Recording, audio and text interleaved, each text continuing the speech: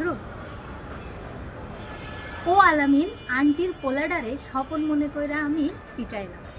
হ্যাঁ বন্ধুরা, আজকে আমি তোমাদেরকে শেখাবো চম্বুক বা প্যারাচম্বুক, ফেরোচম্বুক এবং ডায়াচম্বুক এইসব জিনিসগুলো কাকে বলে।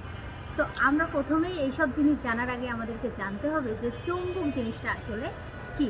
তো আমি যদি বলি, দেখো যে আমি যে ছন্দটা তোমাদেরকে বললাম যে খুব সহজে প্যারাচম্বকীয় পদার্থগুলো মনে রাখার উপায়, ও আলামিন আন্টির পোলাডারে স্বপন মনে কইরা আমি পিটাইলাম।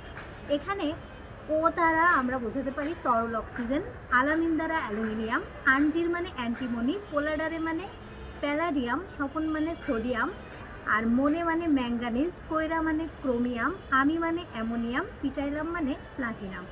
আর এর সাথে আরও দুইটা এক্সট্রা আছে, এগুলো চাইলে তোমরা অ্যাড করতে পারো। এগুলো হচ্ছে ম্যাগনেসিয়াম ও টাংস্টন। তো যেমনটা বলছিলাম যে আসলে চৌম্বক জিনিসটা কি সেটা আমাদের আগে জানতে হবে। যে বস্তু চৌম্বক ক্ষেত্র সৃষ্টি করে এবং অন্য একটি চৌম্বক বা চৌম্বক পদার্থের উপর বল প্রয়োগ করে তাকেই আমরা বলবো চৌম্বক। তো চৌম্বক তোমরা হয়তো সবাই আশেপাশে দেখেছো।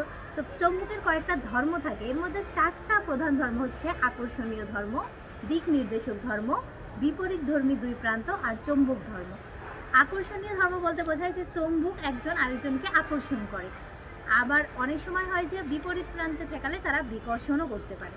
তো চৌম্বক আবার দুই প্রকার, একটা হচ্ছে প্রাকৃতিক চৌম্বক আর একটা হচ্ছে কৃত্রিম চৌম্বক। তার মানে প্রাকৃতিক চৌম্বক মানে হচ্ছে যে যেগুলো আমরা একদম প্রকৃতি থেকে পাই, আর কৃত্রিম চৌম্বক মানে হচ্ছে যেগুলো আমরা তৈরি করি। দেখা যাচ্ছে যে আমরা লোহা বা নিকেল এগুলোর সাহায্যে যে চৌম্বকগুলো তৈরি করি।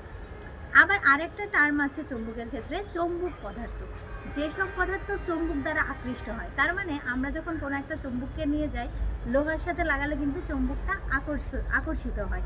আবার তুমি যদি একই চৌম্বক সোনার সাথে লাগাও তাহলে কিন্তু আকর্ষিত হয় না। তো বলতেছে যে এটাকে আকর্ষণ আর বিকর্ষণ, যে যেগুলো আকর্ষিত হবে সেগুলো হবে চৌম্বক পদার্থ।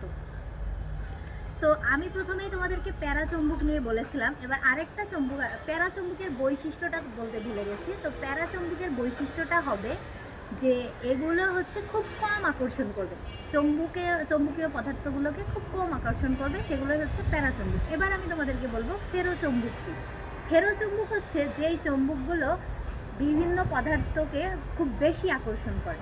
তো দেখো এর মধ্যে একটা ছন্দ দিয়ে তুমি মনে রাখতে পারো, মিলা ডিস্কো নেচে গেল কোথায়।